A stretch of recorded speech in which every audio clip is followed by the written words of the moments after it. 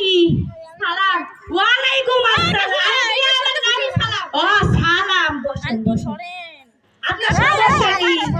Yes water. এই পানি দে তো। না না পানি খাবো না, পানি খাবো না। তাহলে আপনার সমস্যা কি? আমার সমস্যাটার নাম হচ্ছে ইয়েস ওয়াটার। মানে কি? কি রে, ইয়েস ওয়াটার মানে কোনো রোগ আছে? বলো তো ইয়েস মানে কি?